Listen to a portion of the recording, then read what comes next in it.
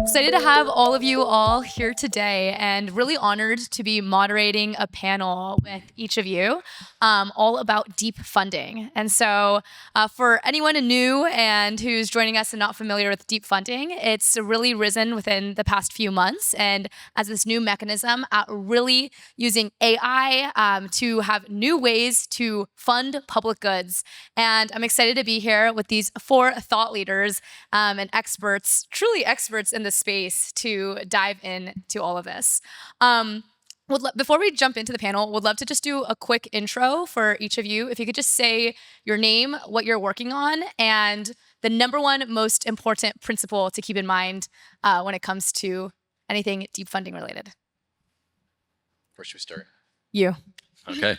Hey, I'm Kevin Owocki. I guess I'm mostly known for founding Gitcoin, which has funded $69 million worth of open source software and public goods in Web3. And I'm now working on a project called Allo.capital, which is all about studying different ways of doing on-chain capital allocation. And that's how we've been supporting the deep funding project. My principle is that you must ship and iterate. Always, it's all shipping and iterating. My name is Raymond Cheng. I'm one of the co-founders of Open Source Observer.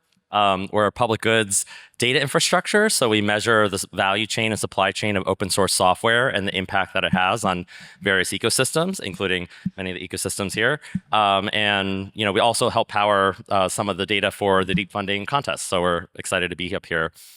In terms of one principle for machine learning, I would say, in addition to ship and iterate and learn, which I think is fundamental to machine learning, I would say keep in mind what your optimization function is. I think there is a broad generalization that AI, I think, solves all of our problems, and I think it can under certain instances if we think about how we design it. Hi, I'm James. I work at Octant. It's a public goods funding platform that launched back in late 2023. The big idea behind this is running grants programs on sustainability. So what we did was we took a big treasury that was sitting on the sidelines and deployed that into a yield generating strategy. And we have run all of our grant rounds simply from the yield, so haven't touched $1 of the principal capital. So now what we're doing is we're creating the connective tissue so that other ecosystems can replicate this model, funding their growth sustainably. And the kicker with that is we're asking each of the ecosystems that are using this tool to kick a small portion of the yield that they generate to funding base layer Ethereum public goods. So kind of dangling this ecosystem growth tool as the carrot and then getting them to contribute to some of the infrastructure that we're all critically relying upon if we're building on Ethereum. Really excited to be on this panel because we're exploring deep funding as that mechanism for funding the sustainability or distributing grants through the sustainability pool. And I guess the thing that I would focus on, I guess, for the panel would probably be keeping the qualitative aspects of how we're distributing grants like at the forefront of our thinking. Hey guys, my name is Devansh, and I'm leading the intersection of AI with public goods and governance at the Ethereum Foundation. We've seen a lot of crypto people get into AI, but not so much AI people into crypto. So that's kind of one of my mandates. How do we get them interested in our world? Kind of like one principle I would say is only crying babies get fed, which is kind of the usual principle in all of these funding mechanisms, that you actually have to apply for grants and like do a lot of crying before you get money. And a lot of the best teams don't want to do that. So actually you exclude like giving money to like your best teams. So how do we actually solve that? And deep funding is one way of solving this issue. Only crying babies get fed. I love that. That should be the new motto on Gitcoins. Back at Gitcoins. Thanks. But Gitcoin's going multi-mechanism. We're not just QF now. We feed all babies, not just crying babies. feed old babies. I mean, that's a perfect segue into my next question I do have is what is broken with our current funding mechanisms and how does deep funding or other types of mechanisms and capital allocation mechanisms address those? Do you want to kick us off? Sure. So I think that there's this really interesting design space of how do we fund public goods, because the most effective ecosystems will fund their public goods, things like open source software, things like education, community. But there's a big question of how do you do that? And, I think that the person who sort of like figured out an answer to this actually is Satoshi Nakamoto, who through proof of work created a cryptographic mechanism through which you could validate that you created a block, a public good, which is the next layer of a blockchain, and then you get the block reward for it, right? So the reason Bitcoin exists is because of public goods funding of proof of work. And the question is, how do we fund other public goods beyond just like blockchains? And there's a whole design space here of people who are doing quadratic funding or retro funding or cookie jars or continuous retro funding. We came up with an idea this morning for configurable politicians, and then we forked that to make bribable configurable politicians. So there's a whole design space here, and there's going to be multiple ways that we fund public goods in the future. And they're all going to be serve different value niches than each other. So none of them is better than any other. It's like art. It's like you can't choose your favorite band because different genres of music are not comparable with each other in that way. But they all fit different value niches. And deep funding, what it's really good at is dependency funding. So the dependency tree of Ethereum is Go Ethereum and Prismatic Labs and Nimbus and all these other clients, and what are the things that they depend on, and making sure that those things are getting funded down the dependency tree. So I think that'll tee it up for the rest of the panel to talk about deep funding. Yeah, 100%. I would say to answer your question, I think one of the biggest blind spots right now in the public good space is evaluation frameworks, and especially machine learning. This is going to be critically important when you think about what it is as these algorithms are continuously getting better. What are we getting better towards, and who's defining that, and how do we think about that? I think there's been incredible experimentation already. I think this community is one of the best communities out there to think about new types of mechanisms. But collectively, as an industry, I would say in crypto alone, probably has distributed many billions of dollars already in public goods funding. And compared to classical classical economic policy or some other domain, there just isn't as much rigorous study yet on what drives what outcomes, what mechanisms are good for what purposes. It's one of the things that I really respect some of the work that you've published, Kevin, in the world of enumerating the different types of mechanisms and starting to think about under what conditions different mechanisms thrive. But I think we need to get a lot more quantitative, and I think that's one of the reasons why at Open Source Observer, we're trying to build this culture of a data science community to look and analyze the different economic outcomes that we're actually producing from the economic policies that we are using here. It's one of the things that we're collaborating with Funding the Commons on, and hopefully initiating some new research in this space. But I think there's definitely a lot more to be improved there. Yeah, I think another point to answer your question is, at least for public goods funding, a lot of the rounds that we see are community-based, and so there's a lot of different donors that are participating. And I think donors distilling information and knowing where is their dollar going to be able to drive most impact is really, really challenging. We have 30 projects that participate in each of our rounds at a time, and it's hard for our community to be able to distill information there. I can't even imagine when you have hundreds of projects or even more. So I think AI can do a really great job at being able to summarize and give key information to donors that are suffering from attention deficiencies. So yeah, we're really hopeful that something like that is going to be able to support our community in the future, but definitely a problem that we see right now. Yep, I think just building on that, I see three main issues. If any of you are designing new funding mechanisms, try solving any of these three issues and you made a big contribution. One is, as you said, letting voters focus on quality over quantity. That in a lot of the funding rounds, I need to have an opinion on every single project taking part in the round, and I don't want to have an opinion on every project.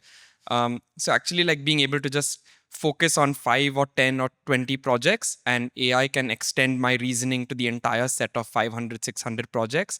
That would be far preferable. And that's what deep funding does, which we'll get into. Quality over quantity. The problems that deep funding doesn't solve is the halo effect is one. Halo effect is basically that because a project has some reputation from the past, jurors just blindly give it a high score. And we saw this happen with one of the repos called Web3.js, which is it's a very core thing of Ethereum, and it's done a lot of work in the past, but it's been overtaken by Veeam and one other repo, Ethers.js.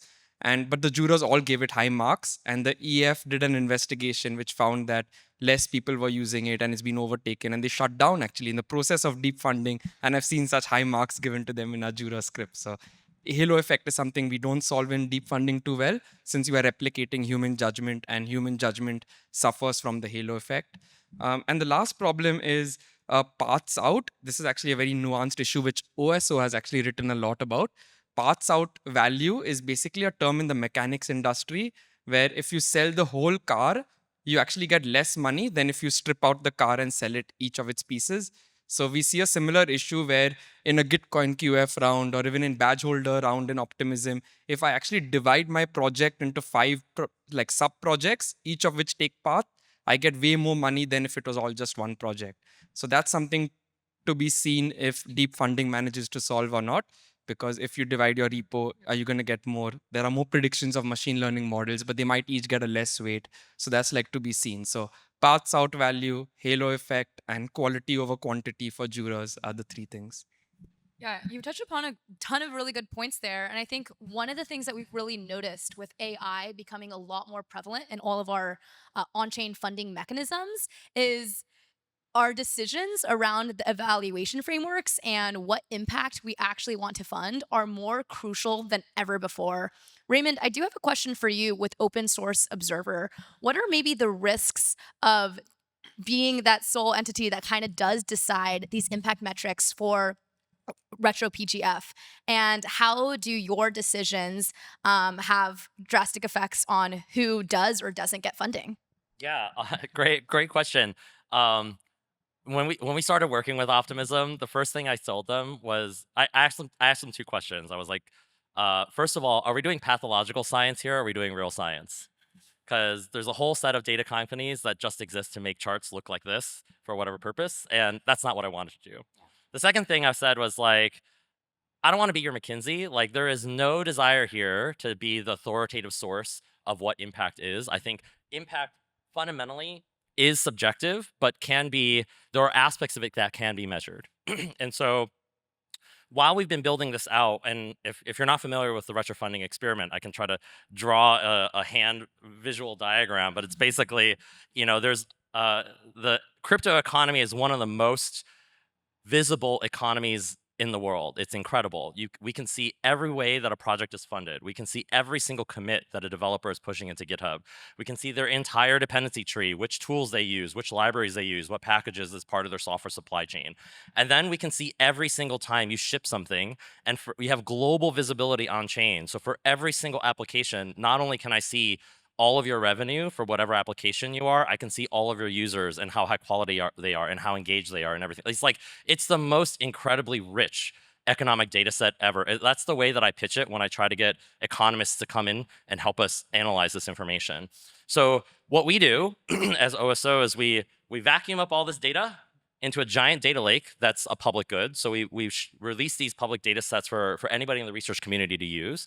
And then there's this data pipeline that transforms the data into a set of different models that basically get connected directly to funding rails, which has delivered many millions, tens of millions of Optimism token at this point. And one of the things that's incredible here is, one, you see the entire provenance of how you are being rewarded and how you're being evaluated, but it's also highly flexible and configurable. When we first started, the first blog post we ever wrote was open source, open data, open infrastructure. Again, we have zero desire to be the arbiters of truth here. I think one of the things that we're planning on shipping this quarter is, in addition to giving you access to all the public data sets, giving you the ability to take any model inside this pipeline, fork it, view it, see how it, test it, play with it, fork it, make your own version of it. If you don't like how user quality is evaluated, or you don't like how application developers are being evaluated in terms of retention or other metrics, help us improve it. And then you have the ability to publish it right back into the pipeline and directly affect how all of this money is being distributed to public goods. So it's an incredibly powerful, flexible piece of infrastructure. We scan hundreds of terabytes weekly, so it's an insane piece of infrastructure that we've built. But now, the goal of the next quarter is to basically open it up to governance. And while it's always been the case that anybody could contribute, it does require, at the current point, a lot of technical expertise to understand how to get in there. And, if you've never played with SQL Mesh before, if you've never played with DAX or some of these really in-depth data engineering tools, what we're trying to do in the next quarter is try to lower that friction. So anybody with a Python notebook, anybody in a Jupyter notebook can come in and publish a model into the pipeline. So great question. I really appreciate that. And I invite the broader data science community to help us figure out how to measure impact. No, you're totally right. This is one of the keystones behind this technology is we have one of the largest data sets about economic impact, about how to create new economic models that fund things that were never funded before. And how can we be louder about that and attract new people who don't know anything about blockchain, maybe aren't even interested in this, to bring their expertise and bring their expertise and help with this same problem. I do want to ask, though, with AI becoming a lot more prevalent, and say AI just becomes so exceptional at finding what is the best way to genuinely fund public goods to, I guess, make number go up, or whatever our ultimate impact metric is that we're tracking. Where do humans now come in this process? I would love to start off with you, Owocki. You recently wrote your book, How to DAO. I'll show it for you, and talk a lot about human coordination. How does that look like in the future where AI becomes a lot stronger and can make better coordination decisions potentially than humans? Yeah, thanks. Well, with only 3 minutes left, I think I'll be brief and just say it's an incredibly large design space. 5 minutes left, cool. Still will make some space for Devansh and James, but I'm really excited about Vitalik's vision of taking human judgment and distilling it. One of the problems that we have in the attention economy is getting voters to express their preferences. Hey, Raymond, come vote for my proposal on Gitcoin DAO, like every quarter for the rest of your life. Like it's just like there's governance fatigue. Let's just say it. And so by ingesting our preferences into AIs that can represent the distilled human judgment of the people around them, we can amplify the signal. And I think there's a lot of power in allocating resources more democratically with that increased context that is input into AI. And then I also think there's another really interesting thing in DAOs where you can have an AI that reads the governance forum in the Discord and all the meetings for you and just tells you what happened also. So it's about distilling signal and intelligence and feeding it to the resource allocation algorithms and to the people. And I think it's going to scale our ability to coordinate tenfold. It's almost like human superpowers, right? Rather than just doing it all. That's a good meme. Yeah, we'll play with that. Human superpowers. I know we only have a little bit of time left, but Devansh, we were earlier talking about dinner you went to last night with Vitalik, where you were talking about some of the bottlenecks and pain points with deep funding. I would love if you could share maybe one of those with the audience and what the result was. Yeah, so maybe I'll talk about like his biggest concern, which is the Sybil issue, where technically as a model submitter in the deep funding challenge, just like quick, what deep funding is we have 15,000 edges in the Ethereum dependency graph. So this is about 5,000 open source repos that power Ethereum. And the challenge is to basically give a weight to each of those repos or the edges. And then we put money in and it gets distributed to all of the repos according to the weights that the winning model chooses. So how do we choose the winning model? There's a jury which is going to give its preferences on maybe 500 of the repos or even less. And we use that to select a winning AI model. So the issue which Vitalik had, which we managed to solve at dinner last night, was you could technically submit an infinite number of models as a machine learning contestant, and one of those models is going to fit with the jury data. So how do we actually stop an infinite number and like people just like mass submitting models, hoping that one of them is the winner, and they get a lot of money for that? So kind of the two approaches were taking verified phone numbers, which is what Community Notes does. Community Notes, to be a contributor, it's not just a phone number, it's a phone number from a reputed carrier. So that automatically limits it. And the second option is just charging $2 per submission, which would also fund our deep funding team, which is amazing. Woohoo! No, love that a ton.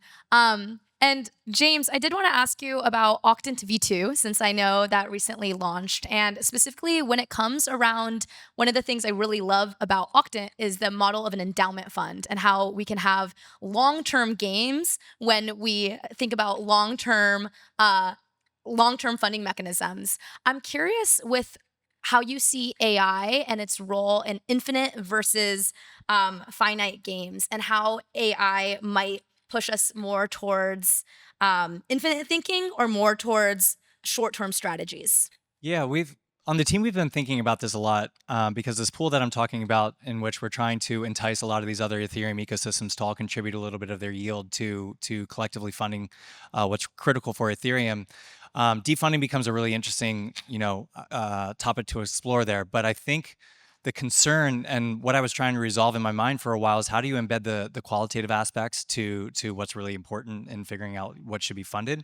I was actually talking with the CEO of Metaculus here a little bit earlier, and he resolved this for me. If you don't know what Metaculus is, it's this amazing forecasting platform that has achieved some really, really great results over the last 9 years. And what he was telling me is that in order to start to embed the qualitative side of things, what you can start to do is put these inflection points into the models. And so these are going to be things like milestones that a project hits, or some kind of partnership, or some kind of adoption, maybe some like massive technological breakthrough along that project's trajectory. And so when you're able to essentially embed these inputs into the models, it actually can be quite good at predicting things. And so that kind of resolves it for me, and how we might be able to, complement human input into scaling, how these AI models are essentially going to be deciding how funding is distributed. And so pretty excited about that. Very exciting. And I know we're at time, so I wanted to wrap it up with just one closing thought. As someone who leads developer relations at Celo, a lot of what I think about is sustainable funding mechanisms for our builders. I do believe that builders are the blood behind Ethereum. What keeps everything moving and keeping them funded is super important to ensuring that this infinite garden can really grow. And with that, is there one last word you would like to say to maybe any builder that happens to be watching this? Ship it.